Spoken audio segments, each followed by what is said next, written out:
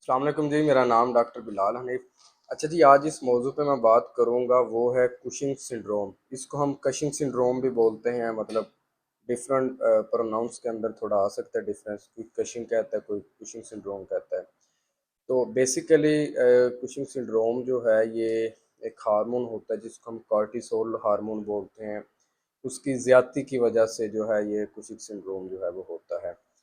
اب بیسک ہوتا یہ ہے کہ اللہ پاک نے انسان کے جسم کو بڑے خوبصورت انداز سے بنایا اور اس کو بڑے خوبصورت انداز سے جو ہے وہ مینج کیا ہے۔ ہماری باڈی کے اندر مختلف ہارمونز ہوتے ہیں جو مختلف جو ہے اپنا کام جو ہے وہ کرتے ہیں۔ ہر ہارمون کا اپنا ایک کام ہے۔ تو ان ہارمون کی جو ہے خاص کوانٹٹی، ایک خاص اماؤنٹ باڈی کے اندر پائی جاتی ہے۔ جب یہ اماؤنٹ کسی وجہ سے زیادہ ہوتی ہے یا کم ہوتی ہے تو ہماری باڈی پہ یہ چیزیں اثر انداز ہوتی ہیں، ٹھیک ہے۔ تو اس بیماری کے اندر بیسیکلی جو کارٹیسول ہارمون ہے وہ زیادہ اماؤنٹ میں پروڈیوس ہوتا ہے، ٹھیک ہے۔ اب اس کے پروڈیوس ہونے کی بھی دو وجہ ہیں، یا تو آپ کی باڈی اس کو زیادہ اماؤنٹ میں پروڈیوس کر رہی ہے، یا آپ اورلی کوئی میڈیکیشن لے رہے ہیں، جیسے گلوکوکارٹیکائڈ کے نام سے ایک میڈیسن آتی ہے، اس کا ہم بے جا بے دریگ یا لمبے عرصے کے لیے جب اس کا ہم استعمال کرتے ہیں تو اس کی وجہ سے بھی یہ پرابلم جو ہے وہ آتی ہے۔ اچھا، اس کی اگر جو ہے وہ علامتوں کی بات کریں کہ کشنگ سنڈروم جو ہے اس کی علامتیں کیا ہیں، اس میں جو بیسک علامتیں ہیں اس میں آپ کا بلڈ پریشر کا ہائی ہو جانا، پھر جو ہے ٹائرڈنیس، ایکسٹریم ٹائرڈنیس، ٹھیک ہے، مسل ویکنیس ہو جانا، آپ کے موڈ سوئنگ یا بیہیویئر تھوڑا اس میں چینج آ سکتا ہے، ڈپریشن، انزائٹی، اس کے ساتھ ساتھ جو ہے آپ کو ڈائبٹیز ہو سکتی ہے، ٹائپ 2 ڈائبٹیز ہو سکتی ہے۔ اچھا، اس میں پھر یہ ہوتا ہے کہ میل اور فیمیل میں تھوڑا جو ہے وہ چینجز ہوتی ہیں۔ اگر ہم فیمیل کی بات کریں تو ان کا جو مینسٹرول سائیکل ہے اس کے اندر تھوڑا پرابلم آ سکتا ہے۔ اس کے ساتھ ان کے جو ہے تھک ڈارک قسم کے بال نمودار ہو جاتے ہیں ان کے فیس کے اوپر یا پوری باڈی کے اوپر۔ اسی طرح اگر میل کی بات کریں تو میل حضرات میں جو ہے ریڈیوس فرٹیلیٹی ریٹ ہو جاتا ہے، ٹھیک ہے، کہہ لیں کہ جو بچے پیدا کرنے کی صلاحیت ہے وہ کم ہو جاتی ہے، سیکس ڈرائیو کم ہو جاتی ہے، ٹھیک ہے۔ تو یہ میل کے اندر جو اس کے ساتھ ساتھ اریکشن کے اندر ایشو آ سکتا ہے میل کے اندر، تو یہ ان دونوں میں تھوڑا جو ہے وہ ایک ڈفرینس ہوتا ہے۔ باقی اس کے ساتھ ساتھ جو ہے جو مین اس کی ہے وہ یہ ہے کہ آپ کا باڈی ویٹ زیادہ ہو سکتا ہے، ٹھیک ہے، یہ جو دونوں میں کامن ہے۔ آپ کے ٹرنک کا جو ہے ویٹ وہ زیادہ ہو جائے گا، آپ کے بازو کا، آپ کی لیگس ٹانگوں کا ویٹ زیادہ ہو جائے گا، ٹھیک ہے۔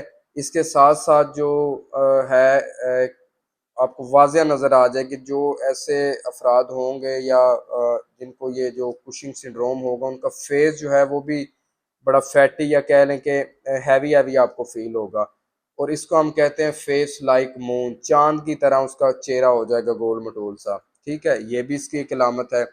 اس کے ساتھ ساتھ ایک اور بہت کامن جو اس کی مثال ہے وہ یہ ہے کہ ایک ہمپ جو ہے وہ بن جاتا ہے بٹوین بوتھ شولڈر، ٹھیک ہے، کندھوں کے درمیان یہاں پہ آپ کو ہم جس کو ہم بفیلو ہم بھی بولتے ہیں، جیسے ایک بیل ہوتا ہے، بیل کے اوپر وہ ایک اس کا بنا ہوتا ہے گردن کے پاس، ٹھیک ہے، ایسے وہاں پہ ابھار سا نظر آ جائے گا، ٹھیک ہے، ایسے ان کا بنا ہوتا ہے۔ یہ تھوڑی بہت جو علامتیں ہیں اس کے ساتھ پیشنٹ ٹو پیشنٹ ویری بھی کرتی ہیں، لیکن موسٹ کامن یہی جو ہے علامات ہوتی ہیں۔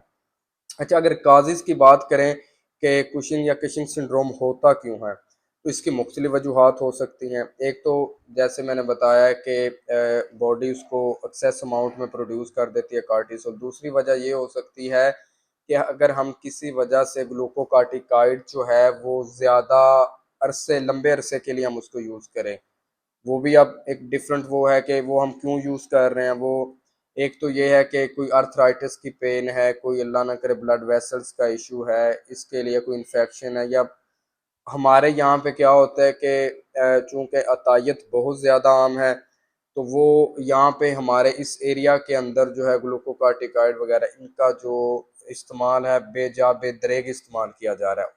بالکل ان کو اس چیز کا آئیڈیا نہیں ہوتا کہ اس کے کتنے زیادہ سائیڈ افیکٹ ہوں گے، لیکن دھڑا دھڑ اس کو استعمال کیا جا رہا ہے، تو اس کی وجہ سے یہ سارے معاملات ہوتے ہیں۔ اچھا، پھر اس کی کمپلیکیشنز کی بات کریں تو اس کی کمپلیکیشنز کیا ہو سکتی ہیں. اس میں سب سے پہلے جو ہے ڈائبٹیز ٹائپ 2 ڈائبٹیز ہو سکتی ہے, بلڈ پریشر کا ایشو ہو سکتا ہے. اس کے ساتھ بون ویک ہو سکتی ہیں, ٹھیک ہے, اوسٹیوپروسس کی طرف جائے گا, پھر آپ کی بون جو ہے وہ ٹوٹ بھی سکتی ہے. ایسے چلتے چلتے آپ کی بون ٹوٹ جائے گی, اتنی زیادہ آپ کی بون جو ہے وہ ویک ہو جائیں گی. تو یہ ساری اس کے جو ہیں وہ کمپلیکیشنز ہیں. ڈائگنوز کی بات کریں کہ جی کشنگ سنڈروم کو ہم کیسے ڈائگنوز کر سکتے ہیں. سمپلی جب آپ کسی ہیلتھ کیئر پرووائڈر کے پاس جاتے ہیں تو وہ آپ سے سمپلی آپ کی ہسٹری لیتا ہے.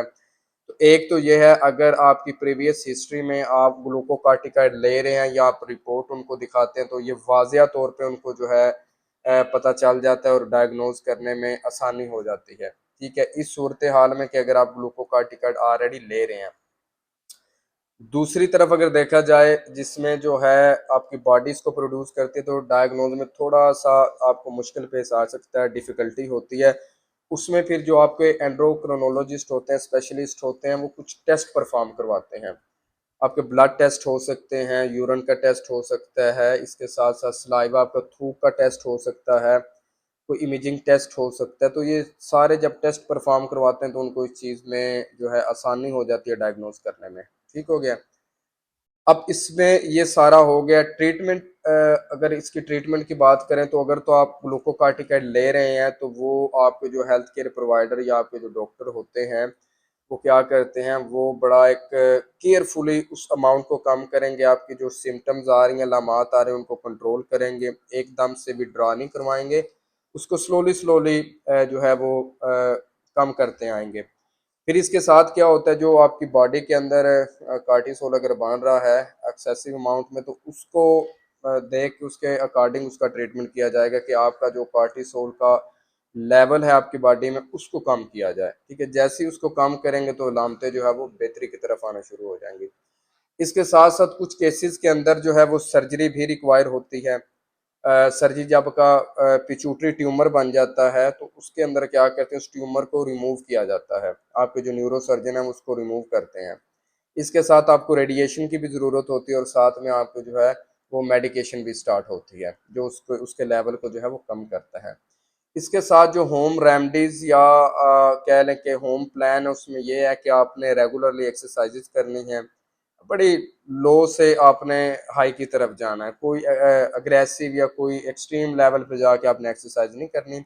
اس کے علاوہ آپ نے اپنے جو ایٹنگ ہیبٹ ہیں ان کو ٹھیک کرنا ہے. اپنے ڈائٹیشین یا جو نیوٹریشنسٹ ہوتے ہیں ان سے آپ نے مشورہ کرنا ہے, وہ آپ کو پلان بنا کے دیں گے, اس کے مطابق جو ہے آپ نے اس کو لے کے چلنا ہے.